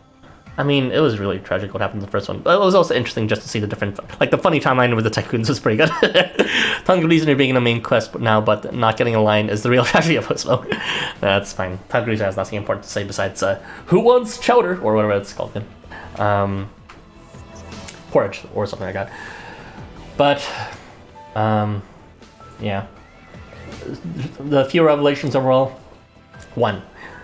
The walls, we cannot reach them until we change the faith of the thing. 2. The restrictions of how faith changes the rules of land also apply to the boundaries of the area that the faith actually affects. 3. The murder is still a thing to think about from chapter 2, and Kirito knows something about it. And 4. Loki is in the guild game masters and seems to they seem to have some predictive power anyways of what they will do in future loops, and at least that's what I'm speculating, because Jormungand just happened to be there. And yeah, honestly, not as much big like mic drops as there was in the first one, but it was still quite emotional just because of the interpersonal things. And yeah. 5, Thor, kind of like not knowing all the memories, so I don't think there's a disjoint between the memories in the dungeon and their personal memories there. Like maybe the entities themselves of Thor and Yog-Sothoth don't remember across loops, but then they keep those loops somewhere else in the plane of nihility, and then they can retrieve them when they want, but they don't necessarily, they just forget them, but they're there for like accessing as long as you go keep further in the plane of nihility. That's the string along theory I'm gonna make for now, anyways, to make sense of things. It's just kind of filling the gaps with as few assumptions as possible. Correct theory: Loki is Kirito, or masquerading as him at times. Maybe. I don't. That would be kind of like a weird merging of mythologies, though, because like Kirito already represents his own myth of, the Jack the Ripper, and then it's just gonna be randomly mixed with some Norse god. I don't know about that. Stew, right? I don't know why I said every other word but stew. Okay, I have rambled enough, but yeah. Less of mic drops, but more like interpersonal, emotional impact. I liked it a lot, and I'm excited to see tomorrow's as well. So, before you do see tomorrow's, which is going to be at 3 p.m. EST, same time as this began, make sure you see Chapter 11, which is the Warmonger's second half of the chapter, and we'll continue on from there. So, until then, I wish you a good day, and see you around. Bye-bye!